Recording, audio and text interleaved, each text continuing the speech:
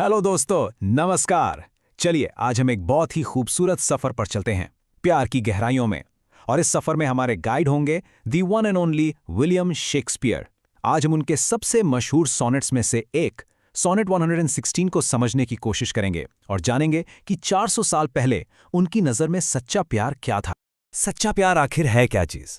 ये एक ऐसा सवाल है ना जो सदियों से बड़े पोएट्स को, थिंकर्स को, सबको परेशान करता है। तो चलिए देखते हैं कि इस मुश्किल सवाल पर द ग्रेट विलियम शेक्सपियर का क्या कहना था। तो इससे पहले कि हम उनकी कविता में डूबें, चलिए पहले मिलते हैं शब्दों के इस जादूगर से। क्योंकि देखिए, किसी भी पोयम की रूह तक पहुंचने के लिए ना उसके पोएट को जानना बहुत जरूरी होता है। तो चलिए विलियम शेक्सपियर के बारे में कुछ जरूरी बातें जानते हैं। तो आखिर कौन थी ये शेक्सपियर? उन्हें इंग्लिश लैंग्वेज का सबसे महान राइटर माना जाता है, शायद अब तक का सबसे महान। इंग्लैंड में एक जगह है स्ट्रैटफोर्ड ऑन एवन, वहां उनका जन्म हुआ था।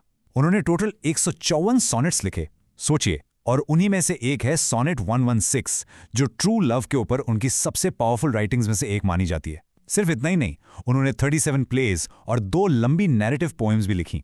मतलब उनकी ह्यूमन नेचर की समझ कमाल की थी। चलिए अब सीधा पोएम पर आते हैं। हम शुरू करेंगे पहले हिस्से से, जिसे क्वाट्रेन कहते हैं, यानी 4 लाइन्स का ग्रुप। और यहां एक बहुत इंटरेस्टिंग चीज है। शेक्सपियर ये बताकर शुरू करते हैं कि सच्चा प्यार क्या होता है, नहीं बल्कि ये कि सच्चा प्यार क्या नहीं होता। पहली ही लाइन एक पावरफुल स्टेटमेंट है। शेक्सपियर यहां कह रहे हैं कि मैं इस बात को कभी नहीं मान सकता कि ट्रू माइंड्स के मैरिज में, यानी उनके मिलन में, कोई इम्पेडिमेंट्स यानी कोई रुकावट आ सकती है। और यहां माइंड्स का मतलब सिर्फ दिमाग नहीं, बल्कि 2 आत्माओं का गहरा कनेक्शन है। वो कह रहे हैं कि जब 2 लोग आत्मा से जुड़ जाते हैं ना, तो कोई भी बाहरी चीज उन्हें अलग नहीं कर सकती।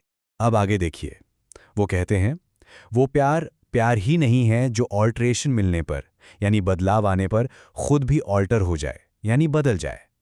आसान शब्दों में, अगर सर्कमस्टेंसेस बदलने पर या मुश्किल वक्त आने पर आपका प्यार डगमगा जाए, तो शेक्सपियर के हिसाब से वो सच्चा प्यार था ही नहीं। और आगे वो कहते हैं सच्चा प्यार वो भी नहीं है जो रिमूवर के साथ, यानी रिश्ते से दूर जाने वाले इंसान के साथ झुक जाए या मिट जाए। शेक्सपियर के लिए ट्रू लव टूटता नहीं, ये जिद्दी होता है, ये कभी हार नहीं मानता। तो अब चलते हैं अगले क्वाड्रेंट पर। यहां शेक्सपियर कुछ जबरदस्त मेटाफर्स का इस्तेमाल करते हैं, मतलब ऐसी तुलनाएं जो हमें बताती हैं कि सच्चा प्यार कितना कांस्टेंट, कितना डिपेंडेबल होता है। वो कहते हैं ओ नो, यानी जो पहले कहा वो बिल्कुल गलत है। प्यार तो एक एवर फिक्स्ड मार्क है, यानी एक ऐसी चीज जो हमेशा अपनी जगह पर फिक्स रहती है। सोचिए एक लाइट हाउस के बारे में। समुद्र में कितने भी बड़े तूफान या टेम्पेस्ट्स आ जाएं, वो लाइट हाउस अपनी जगह से नहीं हिलता, है ना? बिल्कुल उसी तरह सच्चा प्यार भी लाइफ के हर तूफान में, हर मुश्किल में अटल रहता है। और फिर ये लाइन, यहाँ प्यार को एक स्टार की तरह बताया गया है। आमतौर पर इसका मतलब नॉर्थ स्टार या ध्रुव तारे से लिया जाता है, जो हर वॉन्डरिंग बाक यानी भटके हुए जहाज को रास्ता दिखाता है। कितनी खूबसूरत इमेज है ये। मतलब जब हम लाइफ में खो जाते हैं, समझ नहीं आता कहाँ जाना है, तब सच्चा प्यार ही हमारा गाइडिंग स्टार बनता है। अब ये लाइन थोड़ी सी ट्रिकी है, ध्यान से सुनिएगा। शेक्सपियर कह रहे हैं कि हम एक स्टार की हाइट ले सकते हैं, यानी उसकी पोजीशन, उसकी लोकेशन नाप सकते हैं, लेकिन उसकी वर्थ यानी उसकी असली कीमत, वो हमारे लिए अननोन है, हम उसे कभी नहीं जान सकते। बिल्कुल वैसे ही ट्रू लव का असली वैल्यू क्या है, उसकी गहराई कितनी है, वो इमेजरेबल है, अनमोल है। ओके, तो अब हम पोएम के सबसे पावरफुल थीम्स में से एक पर आ रहे हैं। यह है प्यार की लड़ाई वक्त के खिलाफ, लव वर्सेस टाइम। यहां शेक्सपियर बहुत जोर देकर कहते हैं कि प्यार वक्त का फूल यानी उसका गुलाम या खिलौना नहीं है। भले ही वक्त के साथ रोजी लिप्स एंड चीक्स यानी फिजिकल ब्यूटी खत्म हो जाती है, लेकिन सच्चा प्यार इससे बिल्कुल भी अफेक्ट नहीं होता। तो ये टाइम्स फूल का मतलब क्या है? इसका सीधा सा मतलब है वक्त का शिकार या उसका खिलौना। शेक्सपियर यहां टाइम को एक पावरफुल डिस्ट्रक्टिव फोर्स की तरह दिखा रहे हैं, लेकिन वो साफ साफ कह रहे हैं कि प्यार इस फोर्स के कंट्रोल में नहीं है। प्यार वक्त के दायरे से बाहर है। और टाइम की ये पर्सोनिफिकेशन यानी उसे एक इंसान की तरह दिखाना आगे भी चलती है। अब टाइम को एक ऐसे फिगर की तरह दिखाया गया है जिसके हाथ में एक बेंडिंग सिकल यानी दरांती है, जैसे ग्रिम रीपर।